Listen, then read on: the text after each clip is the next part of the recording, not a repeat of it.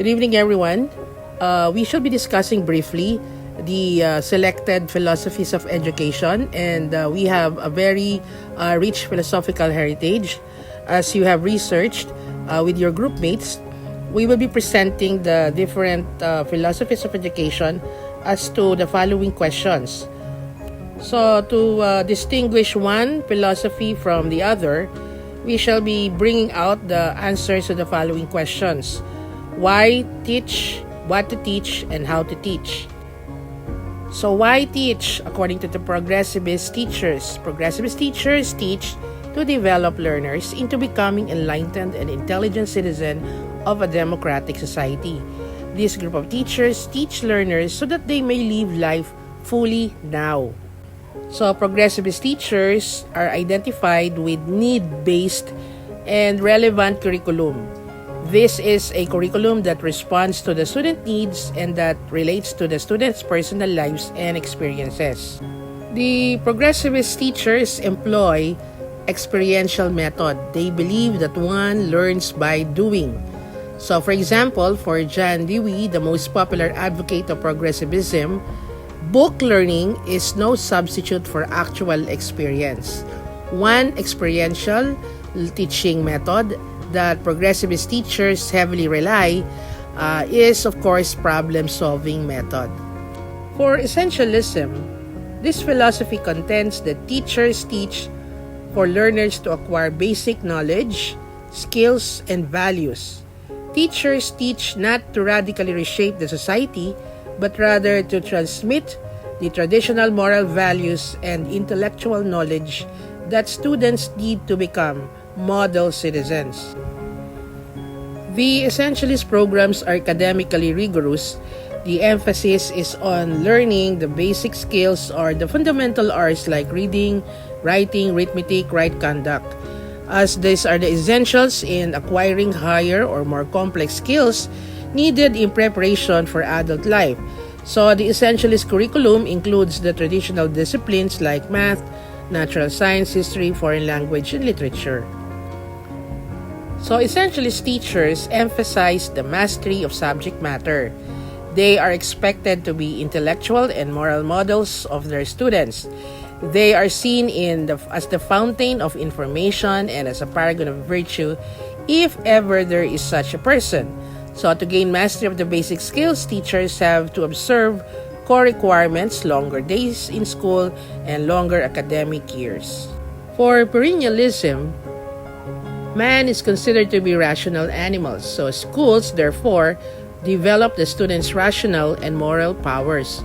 According to Aristotle, if we neglect the students' reasoning skills, we deprive them of the ability to use higher faculties to control their passions and appetites. So the perennialist curriculum is a universal one on the view that all human beings possess the same essential nature. It is heavy on humanities, on general education, and it is not a specialist curriculum but rather a general one. There is less emphasis on vocational and technical education. The perennialist classrooms are centered around the teacher.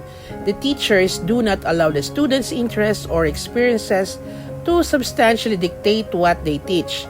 They apply whatever creative techniques and other tried and true methods which are believed to be most conducive to disciplining the students' minds. So students engage in a Socratic dialogue or mutual inquiry sessions to develop an understanding of history's most timeless concept. On the other hand, the main concern of the existentialists is to help the students understand and appreciate themselves as unique individuals who accept completely responsibility for their thoughts, feelings, and actions. In an extensionless curriculum, students are given a wide variety of options from which to choose. The students are afforded great latitude in their choice of subject.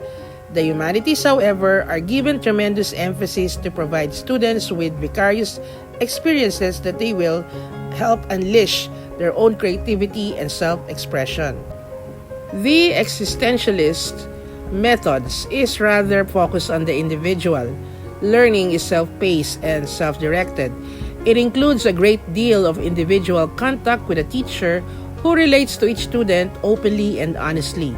To help students know themselves and their place in the society, teachers employ values clarification strategy.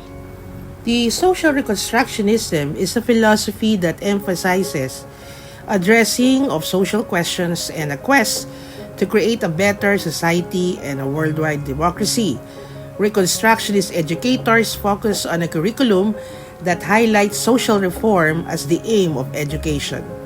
Some of the founders of social reconstructionism believe that human has the potential for annihilation through technology and human cruelty, or the capacity to create a beneficent society using technology and human compassion. It also recognizes that education was a means of preparing individual or people for creating a new social order. The critical theorists like the social reconstructionists believe that systems must be changed to overcome oppression and improve human condition. Of course, under this, we believe that humans must learn to resist oppression and not become its victims nor oppress others. So to do so, this requires dialogue and critical consciousness. For social reconstructionists and critical theorists, curriculum focus on the student's experience and taking social action on real problems like violence, hunger, international terrorism, inflation, and inequality. Strategies for dealing with controversial issues could be inquiry, dialogue, and multiple perspective, community-based learning, and bringing the world into the classroom are among these strategies.